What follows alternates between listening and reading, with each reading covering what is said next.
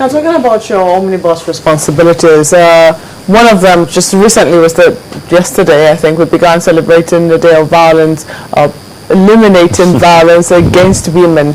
And one of the things that came to the fore is when you have to go to first responders, for instance, the police. I mean, a woman makes a call, she finally summons courage to go to the police.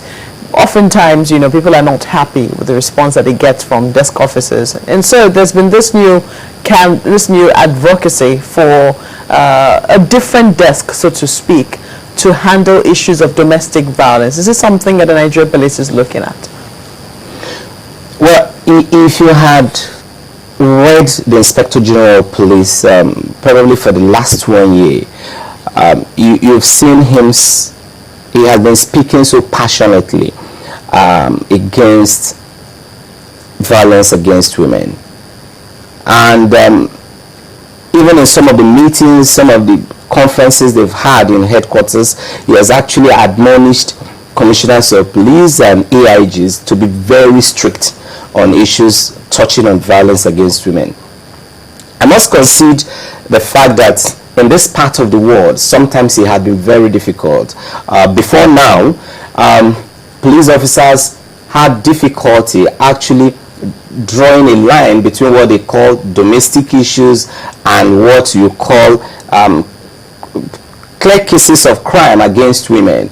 But we're lucky today because of the level of advocacy, the awareness has improved. States like Lagos State has actually passed specific legislations dealing with violence against women, and that has actually made it easier for us as law enforcement agencies to actually do our job. At our level as police officers, what MD Abubakar has done is actually to strengthen a desk called the JWC, the Juvenile and Women Centers. You have that in the police? Yes, we do. We do.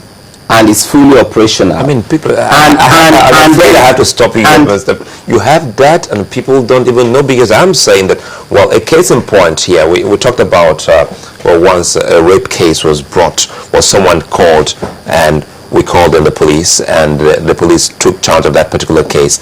Well, it got to a point that particular individual wanted that case withdrawn, but we never knew that there existed a section of the police where such cases can be reported to.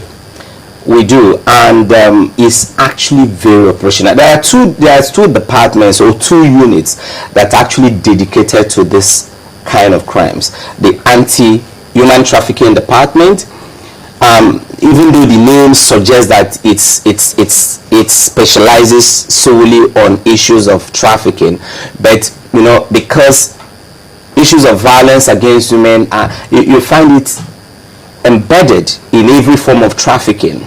When you traffic women and children, there's always an element of violence, because oftentimes they are taken against their will, oftentimes they are intimidated, oftentimes they are sexually abused and harassed. So the anti-trafficking unit as well as the JWC, these are the two components. And what we've done recently is to also carry out what you call a kind of educational tour. The anti-trafficking unit, headed by the Deputy Commissioner of Police, supported by UNDP, actually toured the 36 states of the Federation and held... Do you have this JWC? Because I mean, it would seem like it's supposed to be a unit of every like division of the police. Exactly.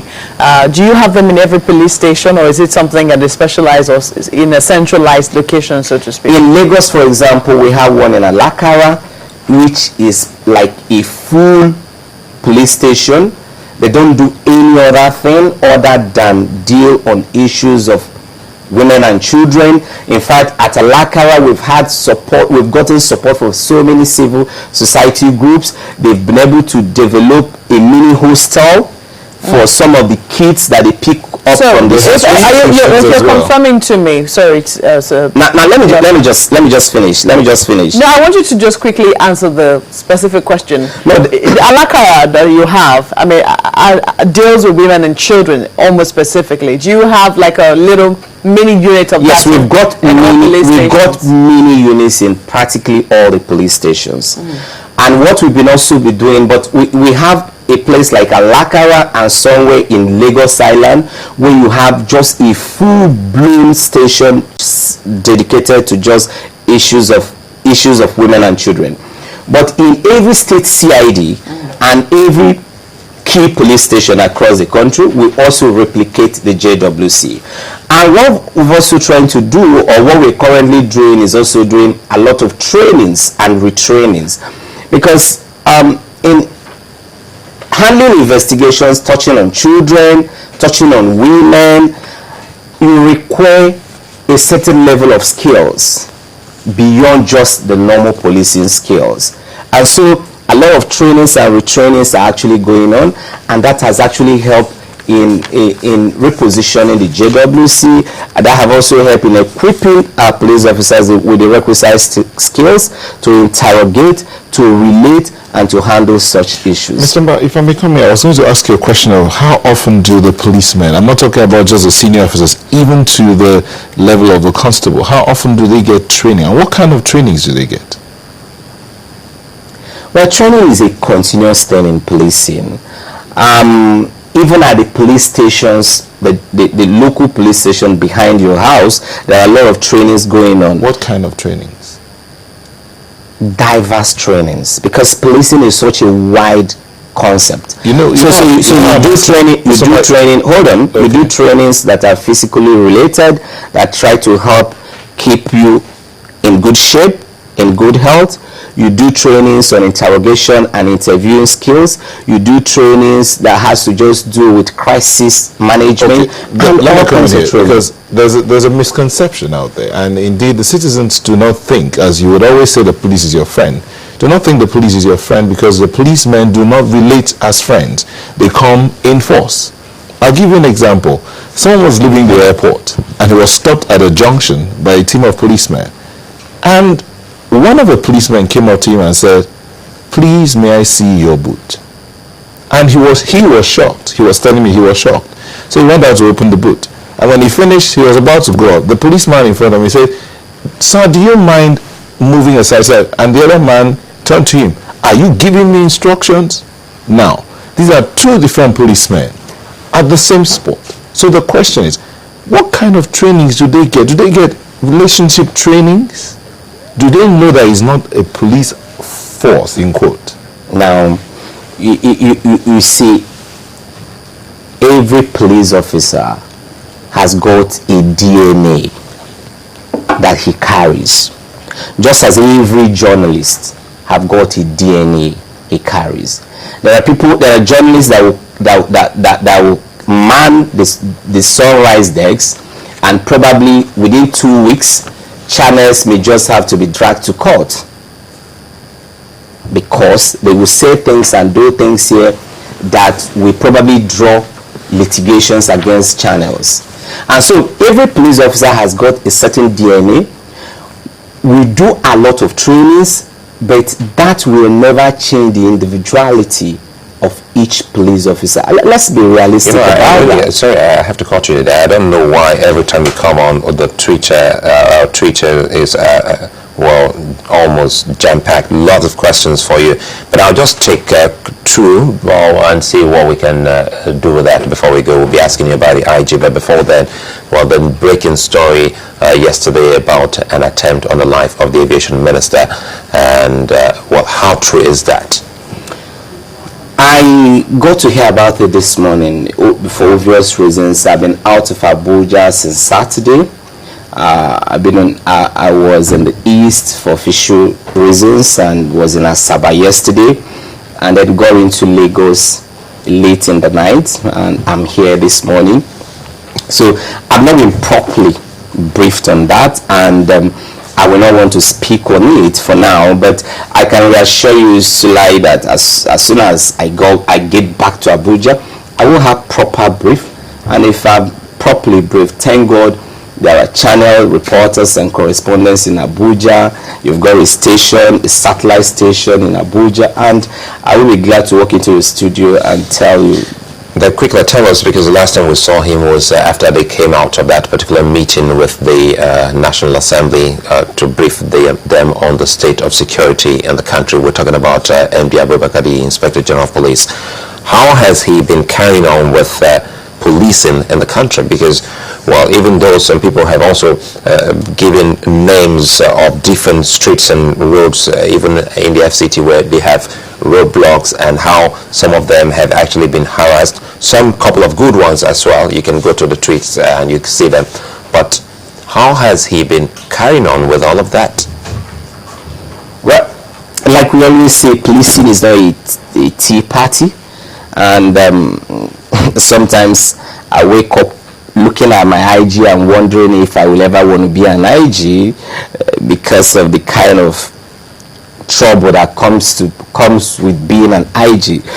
But I think so far he has continued to push with his reforms. One of the things that he's very passionate about is actually promoting accountability within the police service. He's pushing to leave a legacy of a people's friendly police force, a police force that will be accountable to the people, a police force that will respect the rights of the people, a police force that will be due